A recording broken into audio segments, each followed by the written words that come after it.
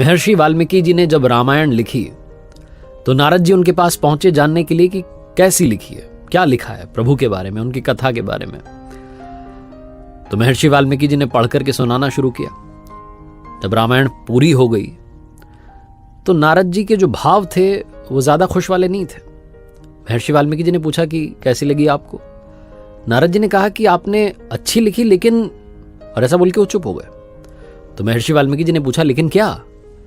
नारद जी ने कहा लेकिन हनुमान जी ने जो लिखी है वो अद्भुत लिखी है, बहुत अच्छी लिखी है। और ऐसा बोलकर के वहां से चले गए। वो चले गए, लेकिन ये जो विचार था, जो बात थी, महर्षि वाल्मीकि जी के दिमाग में बार बार घूमती रही। उन्होंने बहुत कोशिश की लेकिन बार बार ये विचार आ रहा था।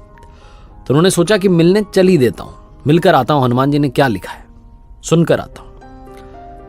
लंका पर विजय प्राप्त करने के बाद प्रभु श्री राम अयोध्या में थे और हनुमान जी कुछ समय सेवा करने के बाद उनसे आज्ञा लेकर के कैलाश पर्वत पर रहने लग गए थे। वहां भगवान शिव की आराधना कर रहे थे और अपने प्रभु का नाम जो था वो शिलालेख उन्होंने लिखना शुरू कर दिया था। एक शिला पर वो लिख रहे थे और उन्होंने उस शिला पर यानी चट्टान पर हनुमद रामायण लिखी थी।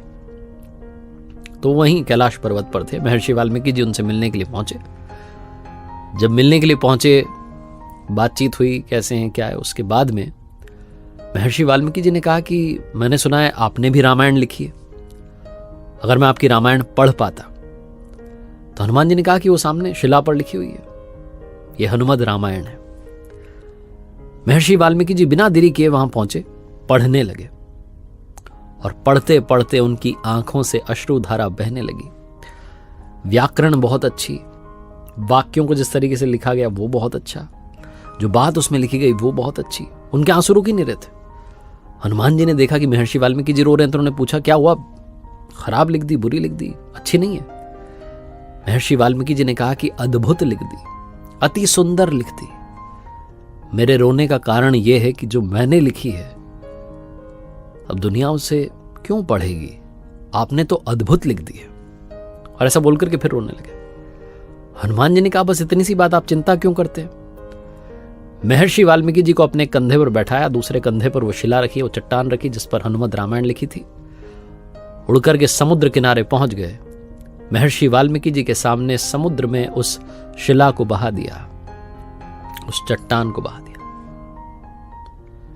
महर्षि वाल्मीकि जी ने कहा कि ये क्या कर दिया, आपने जो लिखा था वो सब अब समुद्र में चला गया। हनुमान जी ने कहा कि आपके लिए रामायण बहुत आवश्यक है जो आपने लिखी है, क्योंकि उससे आपको दुनिया जानेगी कि महर्षि वाल्मीकि थे। मेरे लिए प्रभु का नाम बहुत आवश्यक है। आप रामायण की चिंता कीजिए, मैं प्रभु की चिंता करता हूं। उस समय महर्षि वाल्मीकि जी को समझ में आया कि राम से बड़ा राम का नाम। हनुमान जी ने कहा हर पल हर क्षण में उनका नाम सुमिरन करता हूं, बस कुछ नहीं चाहिए और। मेरे लिए प्रभु श्री राम आवश्यक है, उन्हें मैं याद रखूं, इसलिए तो रामायण लिख रहा था। आप रामायण लिख रहे थे कि विश्व आपको याद रखे। महर्षि वाल्मीकि जी को बहुत बड़ी बात समझ में आई। ये कथा जो ये जो कहानी है ये आपकी हमारी जिंदगी में भी, हमारे जीवन में भी अप्लाई होती है।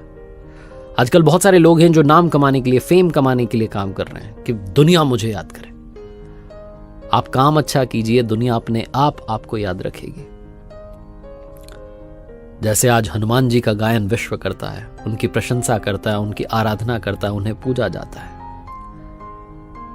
उनकी रामायण हमें पढ़ने को नहीं मिली, लेकिन हम सब जानते हैं कि प्रभु श्री राम के सबसे बड़े भक्त थे हनुमान जी महाराज, जो आज भी हैं, हमारे साथ हैं, विद्यमान हैं इसी सृष्टि में, हर कण में, हर पल में वही हैं। जानत तुम्हीं हुई जाई, प्रभु के चरणों में वास करते करते प्रभु बन चुके हैं। जो सार है उसे याद रखिएगा।